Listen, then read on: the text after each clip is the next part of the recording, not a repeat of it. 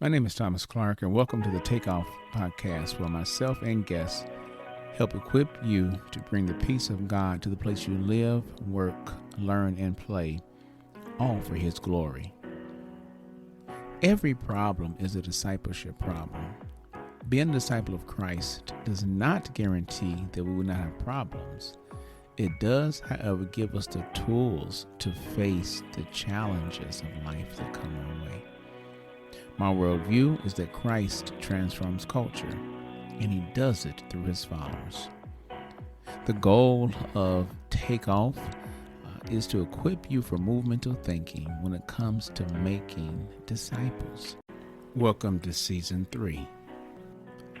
In this season, we will cover power, authority, how to overcome outrage, and we will discuss the robust gospel. Okay, let's get into it. And this is episode 6 of season 3. It actually is a continuation of the previous episode. I have some good news. The robust gospel, that was part 1. This is part 2 as we continue to talk about the robust gospel, which then leads us into discussing the power of weakness. We understand how Jesus came and why He came. He didn't come with pomp and circumstance. He came in the power of weakness. He didn't come born in the major city of Jerusalem. He came born, you all, in Bethlehem of Judea, in a manger, in a stable, around animals, as opposed to around royalty, the power of weakness. Yet He showed that love, which represents the power of weakness, is the most powerful force there is. God is love. So one of the things I want to encourage us as we talk about this in this episode, as far as the robust gospel and dovetailing to the power of weakness, is the fact that we really need to, we're encouraged to, again, I'm talking to those who either are part of a disciple-making movement or want to start a disciple-making movement, you're curious about a disciple-making movement, or you happen to be here and just want to hear what this is all about. I'm so glad for you all being here, and hopefully as we share, there are things you can glean from what we're discussing. And I'll say this, that it's not prescriptive, it's descriptive. So I'm not telling you to take 3 steps to the left or right and 5 steps to do this. No, I'm describing what we can do and then providing a framework. And thank God He gives us, and you have freedom within the framework to begin, expand, have a disciple-making movement in your context. So as I started to say, that we need to expand our view of the gospel. And the question we have to ask when we talk about that is, did Jesus preach the gospel? Well, according to Mark chapter 1, verse 14 and 15, He did, but listen to what He said. It's after John was put in prison. Jesus went into Galilee, preaching the good news of the gospel from God. Jesus said, the right time has come. That's important. The kingdom of God is near. Change your hearts and lives and believe the good news, or believe the gospel. That right time has come is important. You all, it is imperative that we have a better understanding and definition of the gospel beyond the death, burial, and resurrection of Jesus. Yes, He did die. Yes, He was buried. Yes, He got up again. But we need to expand our view of the gospel beyond that. Dallas Willard has said that the gospel is not fire insurance. Actually, what that does, it trivializes it. If the only reason we think we need the good news is to keep us from going to hell, then we trivialize the gospel. The robust gospel, as Scott McKnight has famously coined that phrase, is that Jesus is the fulfillment of the promised redemption God made to Abraham to provide access to all who submit to be accepted by Him, to be restored back into the peace or the shalom of God. That's what we fell from. We fail from that. He created us in his image and likeness. We fail by sin, F-E-L-L. We fail when we sinned, yet he promised to redeem us. So Jesus says the right time has come. The promise that was made, I'm here to fulfill that promise through my death, burial, and resurrection. But it's not just that he died. He came to fulfill a promise to restore us back to the Father, not just so that when we leave here, we can be with him. No, even right here on earth, the kingdom is near. Not the kingdom is once you expire or once you are no longer alive. No, the kingdom is near.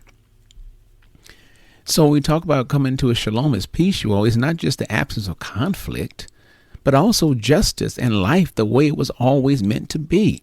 And that does not mean we won't have conflict, but it means though we get to live in his shalom. We have his justice and we work toward that also. This is a bigger view of the gospel. The robust gospel means sowing seed and helping others have hope because we're in their lives. Not the hope that absent from the body, you can be present with the Lord, but thank God for that. But the hope that because Jesus lives within us collectively, then we collectively are his body, his bride, and he's our head. He's leading us. And because we, in our various contexts where we live, work, learn, and play, are in the lives of people, then they come into a community, a biblical community with him as the head. And because the right time has come and the kingdom has come into their midst, into their presence.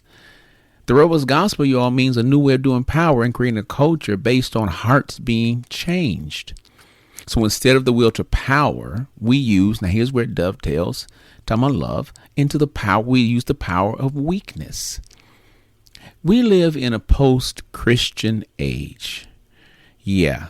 A lot of people identify with not even knowing Christ, not wanting to know Christ, not wanting to follow Christ, and definitely many don't trust the local expressions of the Church of Jesus Christ.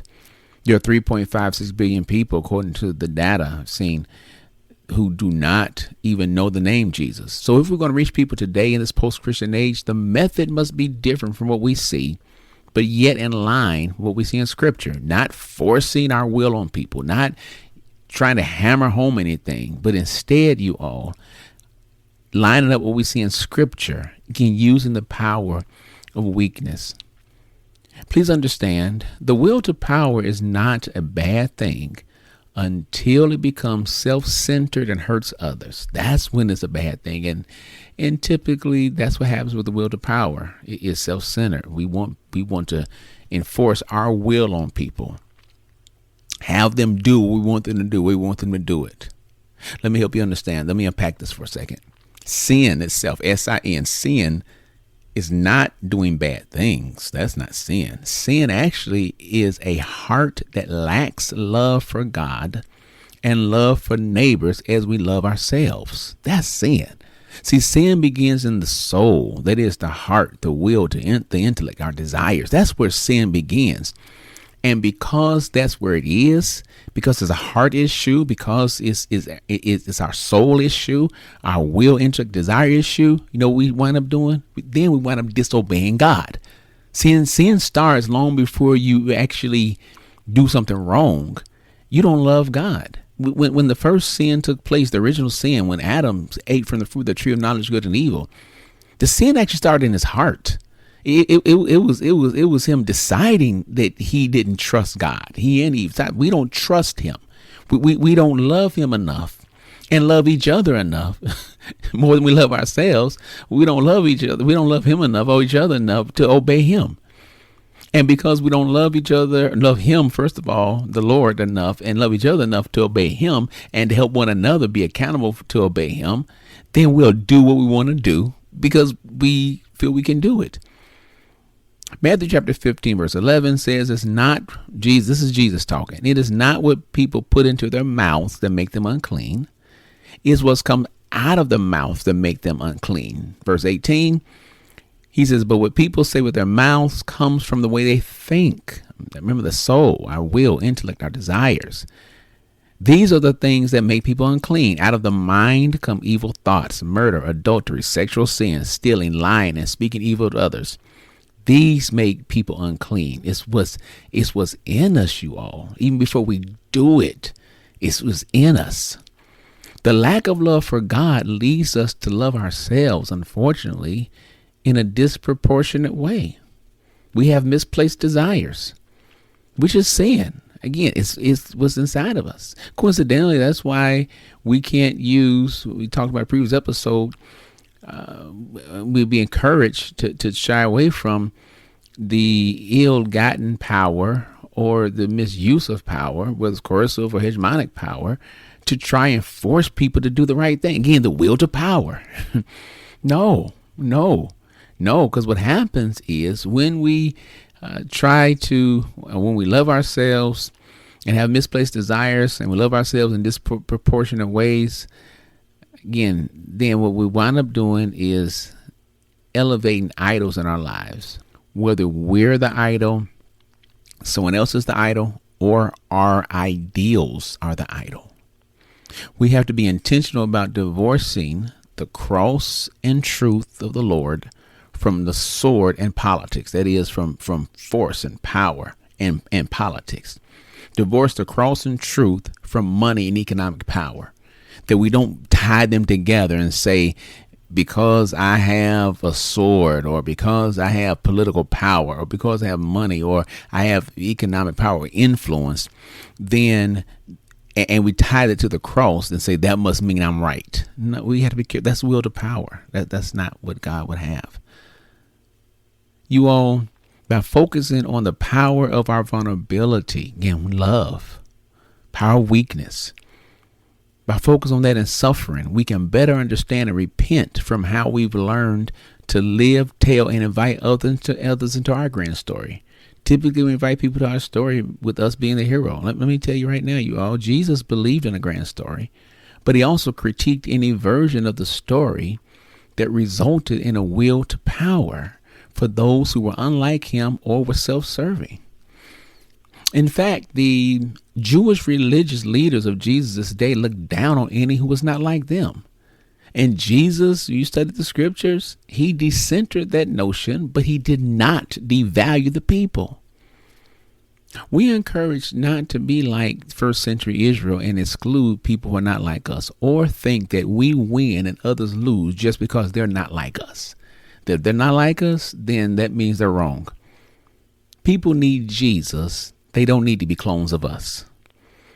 Yes, if I were tweeting, I would tweet that people need Jesus, not to be clones of us. Jesus is Lord. But too often, when we operate with the will to power, we act like we're the Lord, or that he is Lord to make us become served by others. No. Jesus is at the center of the grand story, not us nor our ecclesiology or the form and function of the church. Not that's not the center of it. Jesus has to be at the center of the grand story. So one of the things we're encouraged to do, again, using the robust gospel foundation, the backdrop for the power of weakness and how we can reach people in this post-Christian age, we must hold every message up against Jesus to remove whatever is not correct, and then allow Jesus to provide the correct message. See, only God can offer a message that does not include a distorted will to power. We will always have inner tension, but we still must try as much as possible to stay true to that which God has said. But that requires us to die daily and submit to his will, his word, and his way. The power of weakness. I hope you can see that the power of weakness is not weak at all. It takes some strength and fortitude and some faith in the Lord to do this. We have to allow his word to guide, govern, and critique our lives, so that we're not saying, well, because I don't see it. I can't trust it. I got to do what I think I got to do to protect me and mine. No, the Lord knows how to speak better than any of us, and will always give it to us straight. And yes, I have to add, with no chaser, because that's what he would do. He just give it to us straight if we're open. Understand, you all. Again, we're talking about disciple making movement. We are not saved by works. but we will do works of mercy and justice because we are saved. The power of weakness.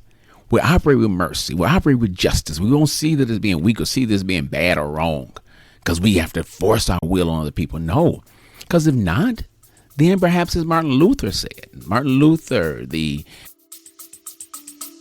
Stay with us. We'll be right back. Thank you so much for coming by the podcast page. I really appreciate it. Hopefully the information that is shared has and will be able to benefit you and also the people you know. Listen, if it has been, or you believe it will benefit you, I'm asking you to do me 2 favors. First of all, please follow. Yeah, click follow. That way, every time a new episode is released, you will be alerted and you can stay current on everything that we're talking about. But additionally, I'm going to ask that you consider supporting. Your financial support goes a long way to help me help others and the work that we're doing in creating the disciple-making movements. For your monthly or yearly support, not only will you receive access to episodes before everyone else does, but you also will on a monthly basis have a live Q&A with me where I will be able to answer questions based on the episodes and questions you may have when it's been shared.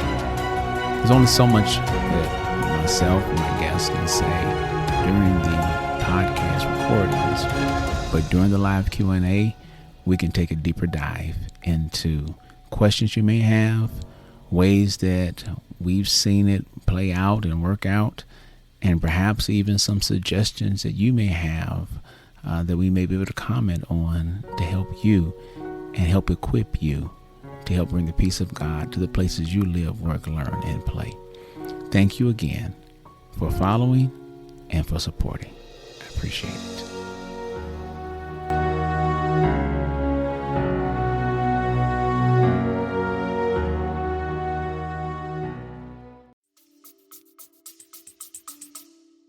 Father of the Protestant Reformation, Martin Luther, you all, as he said, then perhaps we're not saved. If we can't serve God and others, then Martin Luther said that maybe we're not saved. If allowed, Jesus will always replace whatever we have placed on the throne or center of our lives if we let him. Jesus did not just die to save me or save you. Remember, the gospel is more than just fire insurance. It's more, you all, than just get out of hell free card. No. Jesus died because the Father wanted to redeem and recreate the entire world and cosmos and reconcile people, nations, and even larger forces, heavenly and earthly, that keep the world enslaved. He said, I want it all to come back to how it needs to be. You can look later, Romans 8:18 and 19, to see that.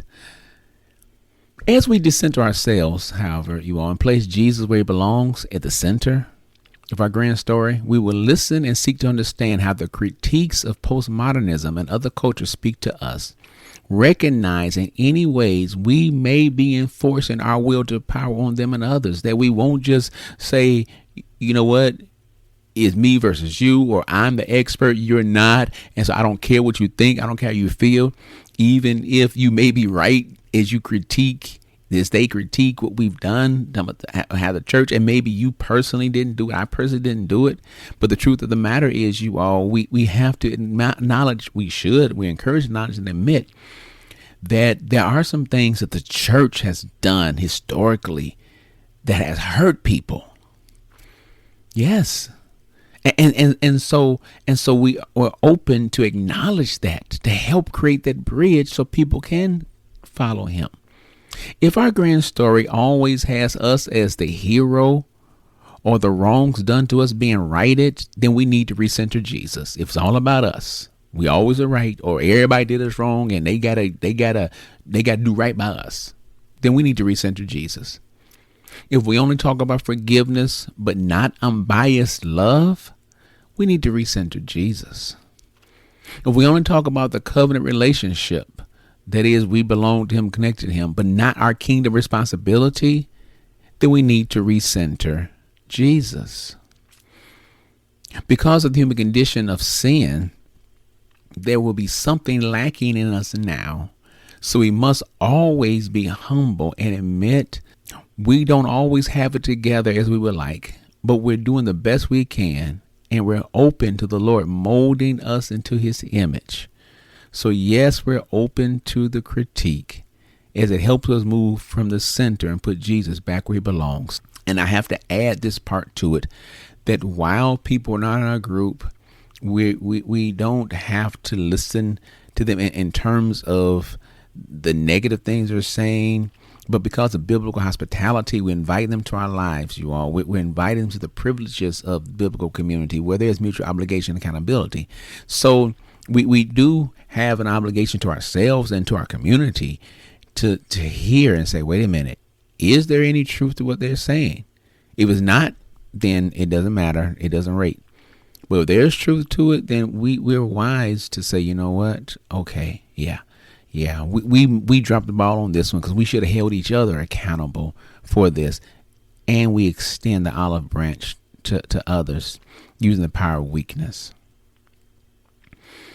We're wise to move from the sales call of evangelism and focus on the relationship we have with people. Again, this is the power of weakness, you all, because it allows us to be vulnerable, transparent, and weak as participant observers who are learning the peoples with the S, peoples, and their culture to see how best to empathize with them as we allow Jesus to live through us. And that's what we're encouraged to do. The words we use in conversion help to create a paradigm for evangelism that's not centered around our will to power, but instead words of conversion. I like something Rick Richardson said about that. He said, first, in starting spiritual conversations, do not assume social power and leverage. Instead, assume the need to restore trust. Yes, this is when and why we invite people into our lives at the Launching Pad Worldwide. We do throughout the Disciple Making movement.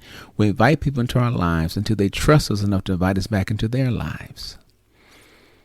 So we encourage to be humble and self-deprecating when speaking with other people. Earn their trust and even agree that, when they tell you, I don't want to be pressured by anyone either regarding organized religion. I don't like the pressure either. See, again, that's the power of weakness through love. So that now, instead of them saying, see, you're defensive and you're trying to force something on me. No, I don't want to force anything. I don't want anybody to force anything on me. Let's just have a conversation and allow God to lead to spiritual formation so people can follow Christ. Please understand, you all, we talk about the robust gospel that dovetails into this power of weakness. Jesus never told us to climb up to God. He never told us to try to find a way to get to him. You got to change this, change that, change the other. No, God through Jesus came down to us in a powerful statement. John 1:14, God says through John, the word became human and lived among us. We saw his glory, the glory that belongs to the only Son of the Father. He was full of grace and truth. Imagine in a first century world where the Hebrew people reverence God so much, revered God so much, they wouldn't even say the name Yahweh. They wouldn't even say his name. Yet to hear that he came to them in a world where the pagan culture around them said that the gods, little g gods, don't care about humans. They would never become a human, never come deal with human. Yet for them to hear that the God the Jews say they love came to them, that's powerful, you all. The power of weakness. The power of weakness, that a God became human. That's the power of weakness. While I'm on it, let me say this. For us, asking for help or allowing someone to serve us is much better than us always being in a position to serve or being the one with power. That we show our human frailty to say, hey, can you help me? It doesn't mean we are destitute. It doesn't mean that we necessarily needed the help, but we allow people to help to show them how God can use them also. Some people who don't think they're either worthy to be used or have only seen it through with our ecclesiology that they don't qualify to be used. Some's not worthy, and sometimes they're told they don't qualify. And yet here we are saying, can you help me? And then we tie back to the Lord and say, the Lord used you to help me. Yeah, that's the power of weakness, but yet it builds a bridge to help people come to want to follow him or know more about him. So as we share stories, allow people you're talking with, as you communicate with them, allow them room to be corrected by Jesus. But then also allow ourselves room to be corrected by Jesus, that we can be honest and say, oh, well, wait a minute, the Lord has shown me myself right here also. Missional work, you all, challenges how we've been trained, because we have to learn from others and share authority. And typically that's not how we operate. We aren't meant to lord over others, but we humbly serve. Yes, we humbly serve. Luke chapter 22, starting verse 25, but Jesus said to them, the kings of the non-Jewish people rule over them, and those who have authority over others like to be called friends of the people. But you must not be like that. Instead, the greatest among you should be like the youngest, and the leader should be like the servant.